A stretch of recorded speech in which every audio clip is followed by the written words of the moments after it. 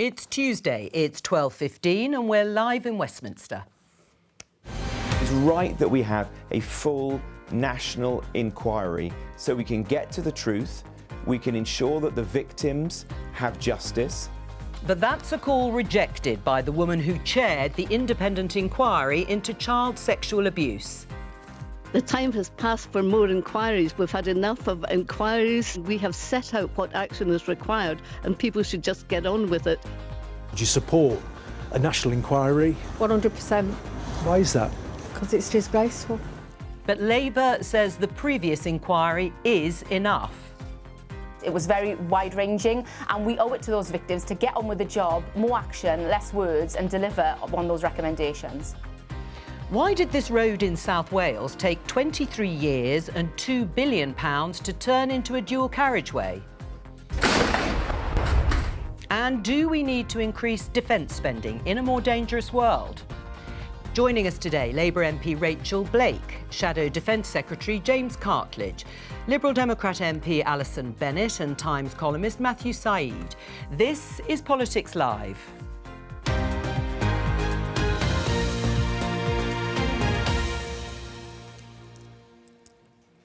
Hello and welcome. Let's start with this headline in The Guardian. Yvette Cooper says she will force professionals to report child sexual abuse claims. The Home Secretary has said those who cover up or fail to report child sexual abuse could face professional or criminal sanctions under a new offence to be introduced this year. Now, the proposal is one of 20 recommendations that were made by Professor Alexis Jay, whom you saw in the headlines, following her 7-year inquiry into child sexual abuse. It concluded in 2022. But would this offence have been introduced so quickly if it weren't for the repeated interventions by Elon Musk? And that's my opening question to the panel, starting with you, Rachel. Well, Yvette Cooper's statement yesterday about the mandatory reporting, I think, was part of our plans already to bring forward. It had come back from the previous government. But what's really important with this is the horrific abuse that victims and survivors have been through. And in this discussion, we have to be absolutely centring them, their experiences, and what they want to see. And that's what Yvette made really clear yesterday as well, in terms of bringing forward a victims and survivors panel as well, and future. Yes. Future. But the timing of that announcement and the statement by Yvette Cooper, was that speeded up? Did it come forth as a result of those repeated interventions by Elon Musk raising this issue? No, I don't believe it did. So Yvette has been calling for this mandatory reporting for 10 years, Keir Starmer for 12. It was something that the previous she'd have made that government statement yesterday, come what may. She was going to be making statements. We were going to be bringing forward this OK, so it's just a criminal coincidence. Bill. Right. Do you think it was brought forward or made more quickly as a result of those interventions by Elon Musk? Well, I mean, I obviously can't speak for the government as to why they brought forward the statement that they made yesterday, and we will look carefully at those proposals. What I would say is we took important action in respect of this terrible issue when we were in government, which obviously was not prompted by Elon Musk, but we recognise there is more to do. And Which action was that? So we set up the task force, as you know, the grooming task force, which was successful in that it led to about 550 arrests, protecting thousands of potential victims. And how many of the recommendations did you implement as a result of the Alexis Jay review? Well, as you know, when the general election was called, there was a bill before Parliament which included some of the recommendations being implemented. How many had you implemented? She concluded this inquiry in 2022. How many of the 20 recommendations which I have here did the Conservative government implement? So we were working through those, and the most important one, if you forgive me, none had been introduced. The task force that was set up in 23, as I said, led to 550 arrests. That's what the public would want to see. When they hear about these terrible cases, they want to see that justice is being done and that action is being taken. Now, Do we need to do more? I think you heard from our Shadow Justice Secretary, Robert Jenrick, earlier, who said that there is now evidence emerging that this is much more widespread, and that's why we want to see a national public inquiry. We've tabled an amendment to that effect for tomorrow, and I'll be voting in favour of that. But the sort of conclusion that you come to is that after 2 years following that report, that inquiry, pretty landmark inquiry into child sexual abuse, none of the 20 recommendations had been introduced, which was criticised. The failure to act has been criticised by Professor Alexis Jay. That's not correct, because, as I said, she has criticised. There was legislation. I'm talking about the measures we were taking. So there was the task force and the significant steps it took. We had legislation before Parliament when the election was called. Obviously, the election was called and we now had a change of government, but that included measures which are now being taken forward, which did come from that report. All right. Do you think it was Elon Musk's intervention that provided impetus, let's put it that way, to the introduction of this mandatory reporting by Yvette Cooper? So I think what's really clear is that this report came out in 2022 and no action was taken by the Conservative government at the time. And that is simply not true. I think it is, and I think, Alexis Jay said that herself. So the Conservatives were slow. Labour have now kind of getting on board with it.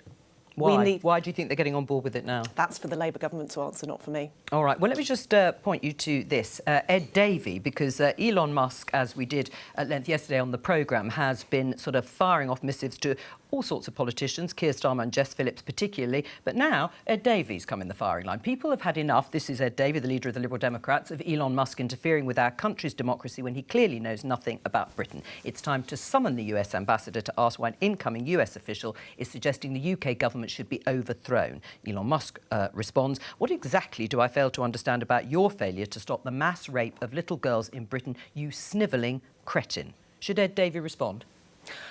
That's for Ed to decide, and he's got big shoes, and he'll be fine with working out what to do on that. What is absolutely right is that it's unacceptable for Elon Musk to be interfering in British democracy and British politics, and Ed is right to call on the government to summon the US ambassador. Matthew, is Elon Musk, the richest man in the world, calling the shots in UK politics? Well, I would perhaps say, and I don't want to be overly critical, but taking a step back, I'm slightly disappointed that we're playing politics with this issue. I would have preferred all members of political parties to put their hands up and acknowledge that the political class as a whole have let down vulnerable girls by not focusing on this issue sufficiently over a long period of time. That I think, is how the country feels about this issue. I think it's unfair to say that Elon Musk is the only person who cares about it. Lots of people care about this. The Times, as Andrew Norfolk, broke the story to a large extent. But it's the platform, isn't it? I agree. So he has a lot of collateral to bring to this, as with many other issues, because he has more than 200 million followers on Twitter, which is many times more than I have and you have, and this programme has. And he has that collateral because he's a very good entrepreneur, a brilliant visionary. Tesla, Neuralink, SpaceX. But it doesn't necessarily mean that he's brilliant on politics. On this, he is right, and I think he has added impetus and momentum. And that's a good thing, he should be commended for that. But because of the power that he has, he's also capable of doing things that are not very good. That tweet towards Ed Davey, I think, is a disgrace. Or Jess Phillips. Or Jess Phillips, awful. Starmer. Or, for me, the worst of all is trying to rehabilitate Tommy Robinson, who is a vile racist. Describing him as a political prisoner is a piece of misinformation of a malign kind. So do I commend Musk on this one issue? Yes. Do I condemn him on many others? Absolutely.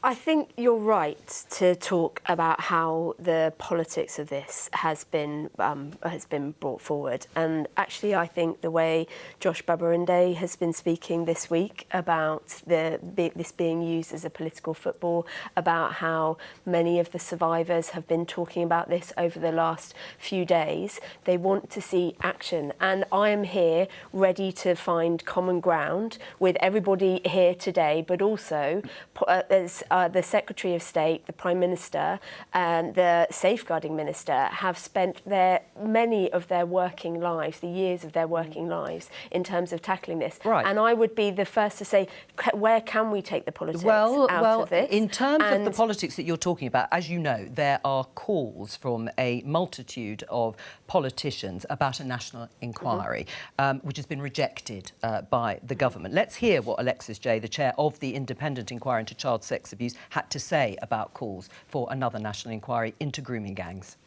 Well, I think that the time has passed for more inquiries. We've had enough of inquiries, consultations and discussions, and especially for those victims and survivors who've had the courage to come forward, and there are many of them, across the piece in child sexual abuse, not simply in child sexual exploitation. And they clearly want action, and we have set out what action is required, and people should just get on with it, locally and nationally. Do you think it would hinder the implementation of the measures you want to see if there were another inquiry? It would certainly cause delays. Well, that was Alexis Jay. Last year, Oldham Council called for a public inquiry into grooming gangs, but was told by the government to commission a local review instead, like those that have taken place some years ago in Rotherham and Telford. But not everyone in Oldham agrees with that approach. BBC UK editor Ed Thomas has been speaking to people in the area. I think it's all been covered up, and we'll be able to get to know the truth. Do you feel like there's more still to be heard? Oh, 100%, yeah. It has been looked into in Oldham, hasn't it? No, not as far as I'm concerned. As a mother and a grandmother, no. It's been swept under the carpet for years. Do you support a national inquiry? 100%. Why is that? Because it's disgraceful. And as a British Pakistani man, when you hear that grooming gangs, Oldham, and calls for a national inquiry, what do you want to happen? Oh, want them locked up, not to be seen around on the streets, because they're dangerous to children. It's not only, Asian Pakistanis, because I know myself that, I wouldn't never do that in my life. It's really disgusting. Why should there be a national inquiry? You heard Alexis Jay saying the time for that has gone, but you can hear also people in Oldham saying, no, we do need something in Oldham, certainly. Well, I think that the members of the public you've recorded there have hit the nail on the head, really. They feel there is still more to learn here. And if you forgive me, and I think the point is there is increasing evidence that this is more widespread. And so what we are calling for is a full national public inquiry to look at this across the country. That doesn't mean we didn't take any action. And I go back to Alison's previous point. I reject that. In 2023, we specifically followed up with the grooming task force, which led to hundreds of arrests. Those were real actions that were taken. But you still want a national inquiry? Yes.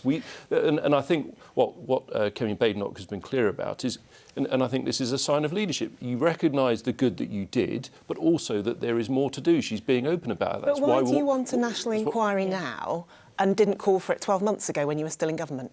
Because new information is coming to light. In government, we were taking important steps, and I've just outlined those, but we accept there is more to do. That's why we want to see an inquiry. That's why we've brought forward an amendment which will be tabled tomorrow and which we'll be voting for. Rachel?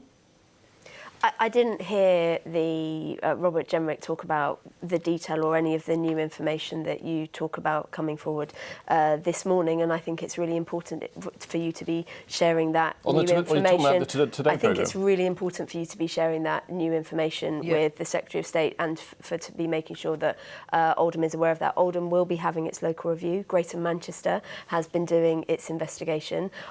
Baroness Jay is formidable. Her experience in this area, the depth of the inquiry that took place, and the recommendations about the systemic change that needs to take place, about how the policing framework should change, about making the mandatory reporting crucial. You're talking about a local report. Those are the things that will make a difference. And I hear the women in Oldham saying they want to know the truth. They want for everything to be uncovered. And I think that should come forward in the local inquiry, and I think if you have additional information that's come forward, you should make sure that that's shared. Oldham Council weren't calling for that, were they? They wanted a national inquiry. They wanted help from the national government, which you rejected. So we have said that we support the inquiry that's going forward, and what the national inquiry, you support that? Yeah.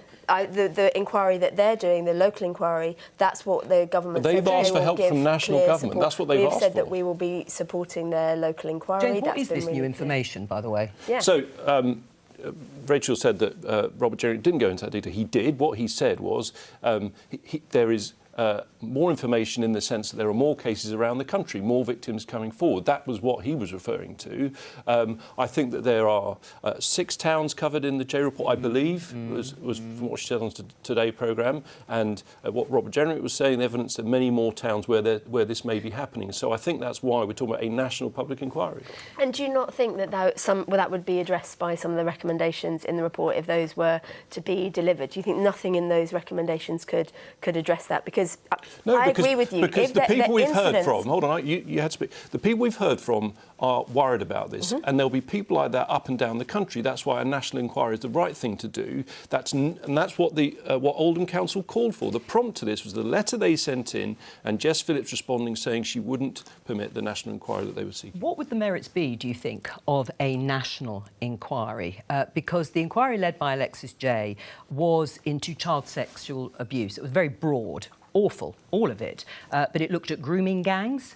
It also looked at, more broadly, child sexual abuse in other settings, religious settings, in schools, other institutions and individuals. What's being called for here is a national inquiry that would look specifically or more narrowly at grooming gangs, where young, vulnerable women are lured into a setting believed to, I think they call it the boyfriend sort of comparison of being lured into, believe that a man's in love with them, and then the rape and abuse begins. I find it pretty extraordinary that so much... It's almost as if whether or not you think a national inquiry should happen is a criterion of how much you care about this issue. It's a proxy. And the amount of debate about whether we should have an inquiry has completely eclipsed the debate we should be having, which is why did it happen? Why were Pakistanis, and I'm from a Pakistani heritage background, why did they predominate? Why did the authorities feel that they couldn't properly interrogate and investigate this out of fears of cultural sensitivity? These are massive issues. Now, I've read a number of reports, local, national. I think there's something a little quaint about the idea that a national inquiry will provide us with all the answers when we already know many of the key questions that we need to examine and discuss. I mean, look at the COVID inquiry. Hold on, Matt. The COVID inquiry is costing tens of millions of pounds, and I watched hours and hours and reams of this. It's told us nothing. It's not going to report until the next pandemic has started. So are you saying the 20 recommendations being implemented would be enough? I'm saying I would have been much more comfortable if all of the debate had been about what we should have done differently and better. How can we protect victims going forward, rather than this absurd political debate about, I want a national inquiry, that shows that I really care. In a democracy, you have political debate. It's a complete joke what's going on at the moment, given the significance of the issue. And the significance of the issue that has also been raised, both in the Alexis Jay report and other reviews, was that victims weren't believed. That young, vulnerable women, you know, as young as 11, who were victims of terrible abuse, were not believed by local authorities, were not believed by the police, and that in itself led to this issue being covered up or not properly investigated. How important do you think that is as part of this whole debate? I think it's hugely important, and when we look at the culture in this country of women being sidelined and not listened to, particularly women from poorer backgrounds with less good education, it's outrageous. And Matthew's right, you know, the national inquiry isn't necessarily going to be that silver bullet that those people are being told that it is. We have a tradition in this country of inquiries being called, and I'm thinking of things like Hillsborough and the infected blood scandal, and it taking decades for them to report and decades for any justice to be brought, and justice denied is not acceptable. If I may, Jo, I think Matthew hit the nail on the head in terms of the key question, which I think many of the people out there will be worried about, the sort of people you were interviewing in Oldham, this big question: did fear of being seen as dare I say it, racist or politically incorrect, did that stop authorities from taking action? That is a fundamental question. It's fundamental, and that's the one the public want answered. Yes. And I don't think that's been answered well, yet. Baroness J does. I mean, I've got the bit of the report where she says one of the other reasons that this was not exposed early enough, first of all, the victims weren't believed, but the reviews also mention concerns among police and social services teams that if they pursued groups of non-white offenders, in the particular cases of Rotherham, Rochdale, Telford, they might be accused of racism. And the men persecuted were British men of Pakistani heritage. But when you look more broadly at the data, it also says in that review and others, and child sexual exploitation, it's not confined to any one ethnic group. The data is incomplete. Both things can be true, of course, at the same time. So that was certainly mentioned. It's contained, but I don't think that's the central thrust of her inquiry, if you'll forgive me. And I think that when the voices we heard there, those frustrated people in Oldham who still want to know more, that's the principal question they want answered, and on a national basis. So I massively think there is merit in this, and I think that is what is concerning people at home. Right. Well, what do you say to the women there in Oldham who want that national inquiry? They're in Oldham. They want to see it taken on by the government. I think they must be heard and must be listened to. And the victims, and absolutely not. And then the victims and survivors panel that the Secretary of State talked about yesterday, which will put the victims and survivors at the absolute centre of delivering on these recommendations, will deliver the action and the change that is so needed. I think what the women in Oldham were talking about as being not heard and concerned about a cover-up is appalling, and they should be heard and will be in the inquiry that is taking place, and will be listened to further in the work that will be done through Victims and Support Panel. It may be an issue that comes up in tomorrow's Prime Minister's questions, and will be on Politics Live at the earlier time of 11:15, so that we can cover PMQs live and uninterrupted from midday. You can see there Keir Starmer will be asked questions by the Leader of the Opposition, Kemi Badenoch. Let's take a look at this headline from BBC News.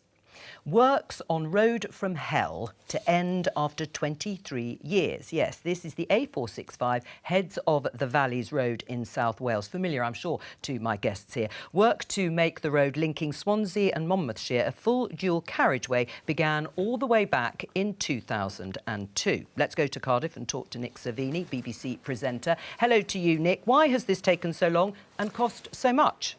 Very good question indeed. Let's be kind to the engineering side of things for a moment. This is a difficult part of the country to carry out a very complex engineering structure. I was up there last night. I've just about warmed up. It's a very elevated, exposed to the elements, hilly. There's mine workings underneath. Really not an easy place at all to carry out this. But, you know, there's long and there's 23 years long. And the truth is, Joe, this has just been one of the extraordinary legacy infrastructure projects in Wales. It has been rumbling around in the background, certainly for my working life as a journalist in Wales, and any number of reasons why it took so long. It was split up into 6 sections. We have run stories over the years of, as you can imagine, delays, cost overruns, disputes between the Welsh Government and contractors over how much it was going to cost. Just a quick word about the final stretch, which is by far the most expensive, and kind of illustrates some of the issues. To be fair to the Welsh Government, they were in quite a difficult position. Huge chunks of this road had been funded by the EU regional development funds, because this is a part of the country that was eligible for that funding. Obviously, Brexit happens. That money is no longer available. And yet there is one final stretch that has not been finished yet. So the Welsh Government had to find the funds and the money to actually finish it off. Obviously, everyone wants to avoid the tag of this being the road that never got completed. But the problem is, if you're going to spend £1.4 billion, which is the cost of the final stretch of that road, there are busier roads in Wales and more problematic traffic hotspots in Wales than that section. I'm thinking of places like the M4 in Newport, the A55 in Flintshire. So that is really what they've had to justify. But for good or bad, they've made the decision to finish the project off. Right, well, and finished it is, as you say. Efforts were taken to mitigate the environmental impact and protect wildlife, like great crested newts and bats. How big an issue was that?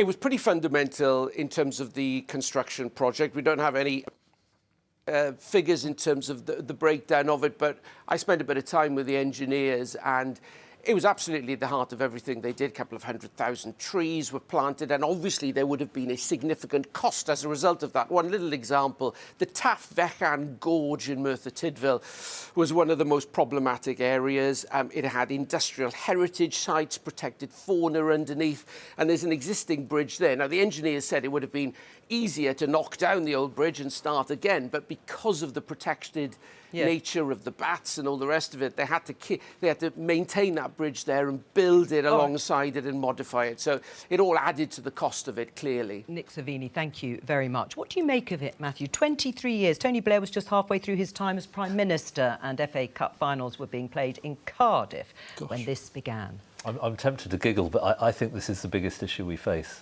as a country. You know, we rose to power in the Industrial Revolution because we were a can-do nation. In the 19th century, we built turnpike roads, canals, an extraordinary rail infrastructure. And Jeff Bezos, the Amazon founder, talked about a bias towards action, getting things done. We're a nation of entrepreneurs and engineers. And we cleared out the obstacles. And this was part of our rise to power. I think culturally as a nation, we've become a talking shop. I mean, the Thames crossing, I think the consultation document runs to something like 400,000 pages. The planning application cost 300 million. Norway built the world's longest road tunnel for less than that. We've got to have a shift in our culture. The political institutions, the engine, all of this is secondary. And I think we have to realise, a serious nation recognises we're in a competitive world where there are bad people like Putin, and we're going to talk about defence later.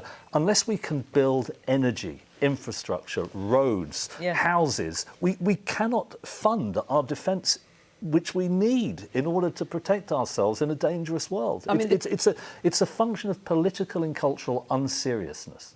Well, that unseriousness, the Conservatives were in power for 14 years. Do you subscribe to the view that we've lost as a nation our ability to get stuff done, build things? Not at all. I mean, if I may give a really good example, you mentioned energy, and I think that's actually pretty much the most important one. Over our period in office, the extraordinary expansion of offshore wind, that is energy infrastructure. Last year, we've just seen the figures, I don't know if you had them on the programme, but we've just seen the cleanest ever year for energy production in the UK. Offshore wind was the biggest part of electricity production, I believe. We have the most expensive electricity in the world. Are you seriously saying... Not for consumers, I don't think. Let me finish, Matthew. I think that's a huge achievement. We have halved our emissions and we have a greater energy security as a result of this. It doesn't mean it comes without challenges, and infrastructure is difficult. In my constituency, in order to cope with all that new energy that we brought forward, National Grid want to build pylons everywhere. Now, I think there are Can I just show you this? I hate to be a sort of cynic here, but BBC MP calls for National Grid Norwich, that'll be you, to Tilbury pylon consultation to be paused. Correct. So your great embracing of planning and building stuff here. Let me explain. You're blocking it. We've not built houses, Can I just nuclear respond power to the question stations, on the pylons, reservoirs. Our cost per mile of rail is one of the highest. Homes, cost per mile. It is generally acknowledged that Can I Britain, when it respond comes to to your point on the is consultation? way behind the curve. At least we need to admit that if we're going to deal with it. Can I respond to the headline? Yes, you can. So two things. We built over 1 million homes in the last Parliament, but on the specific point here, the reason I wanted a pause is because there is a better, cheaper way to connect that infrastructure. And when National Grid came forward with the choices for my community... And the one that you're going is 4 times as much. No, it is not. Grid. Well, do you want to let me finish, right? Go on. So they came forward with pylons. It's the only option. I said my constituents, quite rightly, want to see a choice because they know that, for example, Ofgem's approved over £11 billion for offshore connections from Scotland to the north. We want to see what that would do in East Anglia. And a study was commissioned... Let me finish, Jo. Well, a study was commissioned which found that it would be cheaper to go underground with underground HVDC, and my constituents want to see that option. And it would be cheaper? Do you believe that would be cheaper? I don't know what to say. No. Well, do you know the facts of it, Matthew? Well, I've just read a very long and brilliant essay by But the facts on this, do you know them? I'm looking at the big picture, and there is no... I mean, it seems to me a cross-party amongst the think tanks, the people who study these things, the wonderful essay I'm describing is called Foundations by 3 young Conservative academics, and they described the failure over a long period of time, but particularly amongst the Conservatives, one of the greatest in the post-war era. We have to at least admit to that. If the Conservatives are serious about if I may say so, about regaining power, it's no good coming up with little examples here and there and distracting from this fundamental failure that it seems to me everyone agrees with, except you. Right, well, let me come to the government now and its proposal to build 1.5 million homes. Yeah. It's true the Conservatives did build just over, I think, 1 million homes over 5 years eventually, at the end of the 14 years. But how are you going to do it unless you have the sort of gumption and attitude and you can blow away the political objections to get there? Well, we've already started talking about our New Towns Commission, which will be a way, a really important way of delivering a significant increase in new homes. We've seen new levels of investment in London to be able to deliver new homes here. Can I just congratulate, though, Nick on drawing attention to this infrastructure issue, because another plan for Labour is to have a National Infrastructure Transformation Authority, which will start really focusing on delivering these, because that's what it's going to take. What's it called? A National Infrastructure and Services Transformation. That is what it is going to take in order to focus on the national grid issues that James doesn't want to see go ahead, despite the fact that our energy infrastructure... That's not true. You don't want to see... You've said a pause. I massively support the revolution we have seen in our country in terms of energy output. But not if it's going to be in your constituency. I didn't say that. Because in my constituency... When we did the review, underground was cheaper. It was cheaper. All right. Well, let me just come to Alison, because there were important environmental aspects to the road that we were talking about at the beginning of this discussion. Are they fair? Those environmental mitigations. They obviously contributed to the length of time and the cost of building that important but one road. So when I talk to my constituents in mid-Sussex, they're not saying we want new roads, we want new infrastructure for driving your cars on. They say we want the roads we've currently got to be properly maintained. They are genuinely saying we need the potholes filled. And as we go into January, February, that's the point where the roads of West Sussex start falling apart. And the reason why local authorities across the country can't afford to maintain the existing road network, let alone deliver new roads, is because the local government is crippled by the crisis in funding for social care.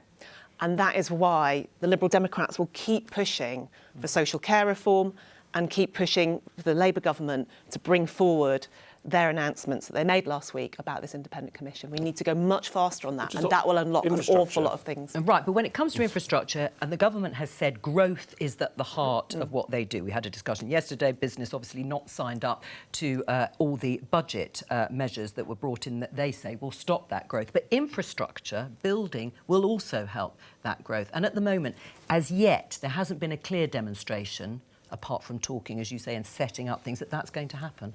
Well, we're 6 months in, and it is going to take a long time to turn around the malaise that was established by the dither and delay from the Conservatives. There's a terrible waste. There's a terrible waste. Let's talk about domestic energy. There was a real failure to actually tackle how we've got leaky and damp homes. I know very well from my constituency and from London. And the Conservatives dithered and delayed and changed the different proposals for that. They didn't focus on local delivery. And that's something that I haven't finished. And that's something that Labour is now focusing on through our Warm Homes plan, through focusing on community energy, so that communities can benefit from new energy schemes, which they haven't been able to previously. And I think that should be, as Matthew said, I think that we should admit that. And I do think that the failure to deliver and to tackle leaky, damp homes by the Conservatives is a terrible shame, and I think you should recognise it. Well, please respond, and then I want to come back to Matthew. Just on infrastructure. So I was first elected in 2015. When I was elected, and South Suffolk is a rural constituency, almost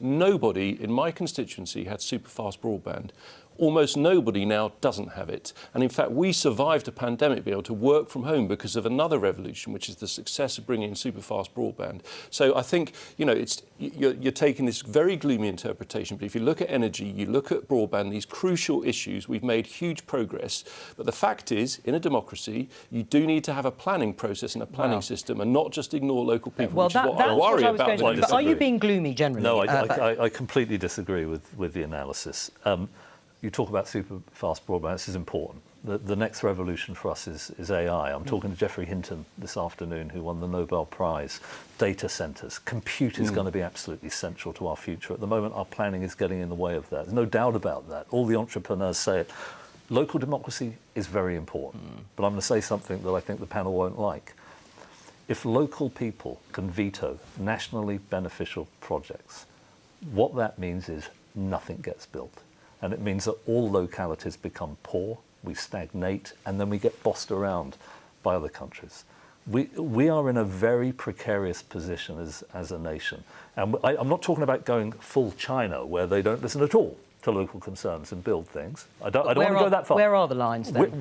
If China's over there and we're over there, we need to move at least halfway across, because we've got to take the initiative when it comes to this AI revolution. We're way behind them. Are you signed up to that? Local democracy just gets in the way. I think there is a very important role for local democracy, and as a Liberal Democrat, actually giving communities power and a say in, say, how you do things like build housing is really important. I agree with that. Really important to get them to buy in. But people won't support new housing unless they get the infrastructure to go with it, unless they get, you know, the hospitals, the doctors, the schools, and it's when that doesn't happen. Let me ask you a question. What if a local community doesn't want something, a data centre, reservoir, a new rail line that is really critical for the country? What happens then? I think it depends on what the decision is in question. I think there are some things that need to be taken at certainly a regional level, but I actually also think that you need to talk to local people and you need to take them on the journey with you. And if they only get pain and don't see benefit from it, then you're never going to sell it. I think this is actually quite an overly simplistic characterisation of how the planning system works at the moment, and also how it can work with the Labour plans. Well, actually, local people do have quite a lot of say at the moment in terms of making plans and setting out what the objectives are. In London, we have a terrible housing crisis, and most Londoners want to see more homes and more genuinely affordable homes. And Labour's plans around planning will be responsive to what local people do want to see, which is more genuinely affordable homes. I think that's possible through some of the proposals that let's talk about one of the issues that Matthew has referred to, and that is defence spending, and how much we should be spending on defence in the current climate. This headline in The Sun, Up Defence Cash, referring to the former Labour leader Neil Kinnock, saying Britain may need to hike defence spending to 4% of its economic output. I say 4% with emphasis because the Conservative previous government in the election called for 2.5% of GDP to be spent on defence by 2030. Labour government is saying, yes, they agreed to 2.5%, but haven't specified a time. 4% would be tens of billions of pounds being spent on defence. Do you agree with Neil Kinnock? I think it's an important contribution, and I'm waiting for the Strategic Defence Review to come forward. It's really important that we consider all the information, and Neil Kinnock's making an important contribution to that. I think there was a really important debate, I don't know whether you were in yesterday, about seizing Russian assets and what that is doing to our cities and what that can do to our contribution to fighting in Ukraine. Yes, he puts it more boldly, Neil Kinnock. He says 3 to 4% is a realistic objective because our security is in peril. He said, given the size of the Russian offensive, I don't think 2.5% of GDP will be enough, not least because the kind of things we've got to spend on are just not conventional forces, but very high-tech challenges. Would you subscribe to 4% of GDP, which would be tens of billions of pounds more than we currently spend? Well, we agree on the need to increase defence spending. You're quite right. We set out a plan to get to 2.5%. But having been Minister for Defence Procurement and gone through the numbers in huge detail, just a really important point to make. In the MOD, what they really want is is a multi-year certainty, right, which is what we gave them. And that would have enabled the thing that we really need as a country, and your coverage is absolutely correct about missile defence, is to place orders for those munitions where either we need to replenish them because we give them to Ukraine, or perhaps most urgently, technology's moved on and we need to be able to, for example, defend our ships from ballistic missiles. But there is a trade-off, isn't there? And when we talk about the peace dividend, if we were to spend, rightly or wrongly, 4% of GDP, never mind 2.5%, the trade-off would be huge in terms of what we would spend on health and welfare. Is that a trade-off you're prepared to make, Alison? I think, first of all, we need to make sure that the Strategic Defence Review actually doesn't just work out how to divide the pie, but works out how big that pie should be, how much money we're spending on defence. And that's the mistake that Labour have made in how they've commissioned the Strategic Defence Review. It's saying, this is the pot of money, how should we divide it up? It's not saying how big do we need it to be to secure the country, and that's where we need to begin. Matthew? Kinnock's right. The Cameron government cut defence spending successively every year. It's not just Britain, though. The bigger geopolitical picture is very important to understand. Europe has completely failed on defence for decades. There is an implicit agreement within NATO that countries should spend 2% of GDP on defence. European nations serially violated this. Germany, Belgium, all of them. Donald Trump, I'm not particularly keen on, but he described this as delinquency. And he's right. Well, he's pretty well threatened to not support. And the reason he did this, Kennedy was warning about, just to give you a sense, Kennedy was warning about this in 1963. And it took Trump to say correctly, to actually send a signal to Western leaders. They can't keep going on about it and then betraying American taxpayers who have been paying for the defence. They've been paying 3.5% or more of GDP. And by the way, defence might seem like something we need in war. Our military capacity is what deters other actors in the world. We bring that collateral to every geopolitical negotiation of all kinds. And I think we need to understand how vulnerable, Kinnock is absolutely right, we're incredibly vulnerable in Europe. Spending 3.5% of GDP on defence, which I think is a minimum we should be spending, we have to be honest and say we need to cut back on everything else, so proportionately if necessary. You would spend less on everything else? If I was in government, yes. I would say, as a start today, we're going to shave whatever is necessary in all other budgets to get to that target. Because unless you're willing to say what you're prepared to cut, there is no credibility in what one says. Right. I mean, I don't know whether people would subscribe to that. I mean, Labour would say that they won the election with a big mandate, lots of seats, to improve public services, not necessarily spend more on defence. But is that because politicians, you're the Shadow Defence Secretary, you were a Defence Minister in the last Conservative government, haven't been honest about the sort of trade-offs that you would have to make us safe? So, first of all, on the point of deterrence, Matthew is 100% spot on. The best way to win the next war is to stop it from happening in the first place by deterring your opponent, and that we should always be thinking of the messages we send, and that's why I am concerned about the delay in increasing defence spending. On how you pay for it, for our plan for 2.5%, which is over several years, so it was worth an awful lot to the MOD, the crucial factor in that was reducing the civil service back to the size it was pre-pandemic, which actually is not that ambitious a reduction, and that's been rejected by Labour. Was that really going to fund an increase in defence spending? 2.5%. Two factors. It wasn't the only factor. There's one other factor, which was... The armed forces are the smallest they've been since Napoleon. So how do you square that? The armed forces, the smallest they've been since Napoleon. It is true. Well, I mean, I think the statistic you're referring to is the size of the regular army, but the thing you measure the armed forces by is its outputs, its ability to deter but that's true, aggression. isn't it, what Alison and not the armed forces as a whole. If you take our ability to deter, we as a country on our own stood by Ukraine when it was invaded and helped that country to avoid capitulation early on, which would have put Europe in an even more terrible position than we are now. But James and Rachel, the question is, what would you cut? You're talking about civil servants. The Institute of Fiscal Studies said that they were dubious about the calculations, that you would save enough money to even reach 2.5%. What would you cut to increase defence spending? All right, I know the strategic Matthew's defence just introduced cutting spending. That's for Matthew. All right, to start so you'd saying, increase taxes. You'd increase taxes. No, that's the strategic defence review is talking about how to one or other would have to happen in order for you to raise what we've already done within our current spending arrangements is a $3 billion commitment to Ukraine, $2.23 billion on profits of seized assets, and what the number of assets we have from Russians who are connected to to the regime here would be worth over 28,000 Storm Shadow missiles. If we start tackling the assets that we have that are owned here by people connected to the regime, we will be generating those funds for the troops. Can I make one point, the bigger picture?